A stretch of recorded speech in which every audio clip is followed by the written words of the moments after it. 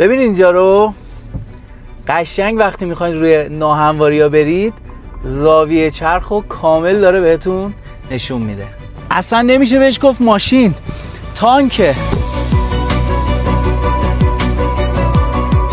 جفتشون طراحی مکعبی دارن. موتور اون ماشین 100 اسب بخوره، موتور این ماشین 231 اسب بخار قدرت و 390 نیوتن متر گشتاور داره. BAW 212 یکی از جدیدترین خودروهایی که قراره به زودی وارد بازار کشور بشه. هم یه ذره توش جی کلاس میبینید، لندروور دیفندر میبینید و هم از روبرو یاد تویوتای FJ40 قدیمی و البته ماشینای جیپ آمریکایی. بیشتر از 75 ساله که توی کشور چین دارن ماشین تولید میکنن و در ابتدا خودروهای نظامی تولید میکردن. شاسی مستقل داره، مخصوص آفروده. توی قسمت جلو ما سیستم تعلیق دو جناقی رو داریم و توی قسمت عقب اون هم سیستم مولتی لینک رو داریم که علاوه بر قابلیت‌های خیلی خوب آفرودی میتونه سواری خوبی رو هم توی خیابون‌های شهری به شما بده.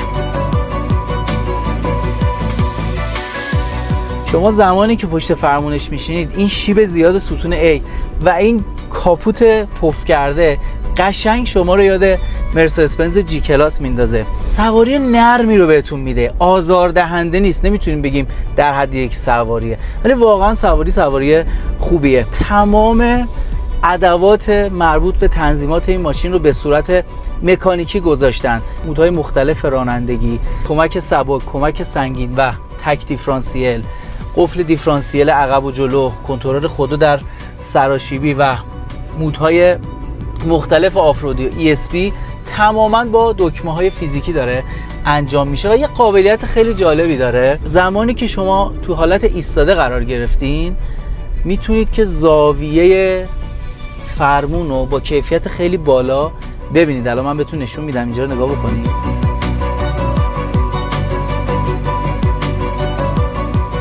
ردیف جلوی صندلیامون برقیه. توی ردیف عقب هم یه ذره سوار شدن سخت به نظر میاد، ولی خب ماشین آفرودیه. یه در براتون گذاشتن که به صورت افقی باز میشه و یه جک داره که میتونید با قفل کردنش، اگر ماشین رو توی شیب گذاشتین، مانع از بسته شدنش بشین. فضای تقریبا مناسبیه برای یک سفرهای آفرودی. عجب در سنگینی داره، خیلی سخت بسته میشه.